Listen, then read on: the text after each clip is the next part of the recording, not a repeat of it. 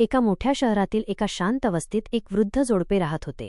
त्यांचे नाव होते श्री आणि श्रीमती कुलकर्णी. श्री कुलकर्णी एका बँकेतून सेवानिवृत्त झाले होते, तर श्रीमती कुलकर्णी गृहिणी होत्या. त्यांना 2 मुले होती. एक मुलगा अमेरिकेत राहत होता आणि एक मुलगी दुसऱ्या शहरात विवाहित होती. त्यामुळे हे दोघेच घरात राहत होते.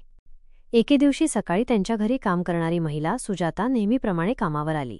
तिने बेल वाजवली, पण कोणीही दरवाजा उघडला नाही. तिला थोडे विचित्र वाटले, कारण कुलकर्णी काका नेहमी वेळेवर दरवाजा उघडत असत.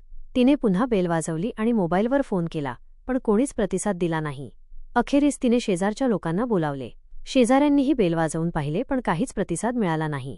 त्यांना संशय आला आणि त्यांनी तात्काळ पोलिसांना बोलावले. पोलीस घटनास्थळी पोहोचले आणि त्यांनी दरवाजा तोडला. आतमध्ये त्यांना एक भयावह दृश्य दिसले.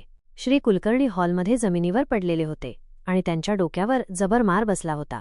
दुसऱ्या खोलीत श्रीमती कुलकर्णींचा मृतदेह पलंगावर पडलेला होता.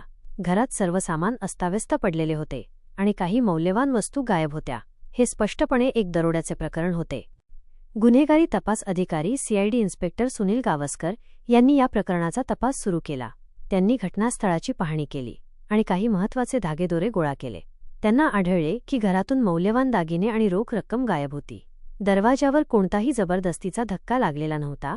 याचा अर्थ असा होता की हल्लेखोर ओळखीचा असावा किंवा त्यांनी दरवाजा उघडल्यावरच आत प्रवेश केला असावा.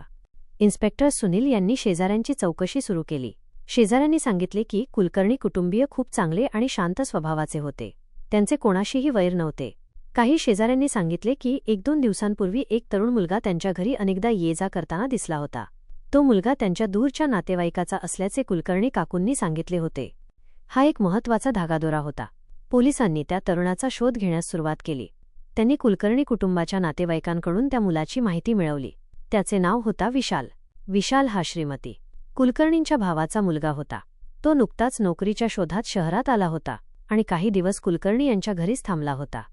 पोलिसांनी विशालला शोधून काढले आणि त्याला चौकशीसाठी बोलावले. सुरुवातीला विशालने काहीच माहिती नसल्याचे भासवत होते, पण जेव्हा पोलिसांनी त्याला पुरावे दाखवले तेव्हा त्याला काहीही लपवता आले नाही. पोलिसांना त्याच्या मोबाईलमधून काही संदेश आणि फोन कॉल्स सापडले, ज्यावरून तो गुन्हा करण्याच्या आदल्या दिवशी कोणाशी तरी बोलत होता. अखेरीस पोलिसांनी त्याला कसून चौकशी केली आणि त्याने आपला गुन्हा कबूल केला. विशालने सांगितले की तो नोकरीसाठी शहरात आला होता, पण त्याला यश मिळत नव्हते. तो लवकर श्रीमंत होण्यासाठी शॉर्टकट शोधत होता. त्याला माहिती होती की कुलकर्णी काकांनी काही दिवसांपूर्वी त्यांच्या जमिनीचा व्यवहार केला होता आणि त्यांच्याकडे खूप रोख रक्कम होती. तसेच त्यांच्याकडे खूप जुने आणि मौल्यवान दागिनेही होते. त्याने त्यांच्याकडे विश्वासाने प्रवेश मिळवला. त्याने हत्येच्या रात्री त्यांच्या जेवणात झोपेचे औषध मिसळले. जेव्हा ते झोपी गेले तेव्हा त्याने घरातून मौल्यवान वस्तू आणि रोख रक्कम चोरली. पण जाताना श्री कुलकर्णींना जाग आली आणि त्यांनी त्याला पकडण्याचा प्रयत्न केला. घाबरून विशालने त्यांना धक्का दिला.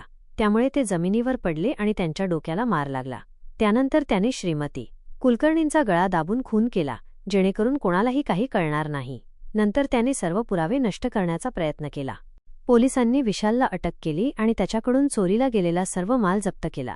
या प्रकरणातील गुन्हेगारीचे रहस्य उघडकीस आले. एका विश्वासातील व्यक्तीनेच अशा प्रकारे विश्वासघात केल्याने सर्वांना धक्का बसला. या घटनेने समाजात एक संदेश दिला की विश्वासघात आणि लोभ मानवी नात्यांना किती धोकादायक बनवू शकतो. पोलिसांनी तपास पूर्ण करून आरोपीला कोर्टात सादर केले. या हत्येप्रकरणी त्याला कठोर शिक्षा झाली. या घटनेमुळे सेवानिवृत्त आणि एकट्या राहणाऱ्या वृद्ध नागरिकांच्या सुरक्षिततेचा प्रश्न पुन्हा एकदा चर्चेत आला.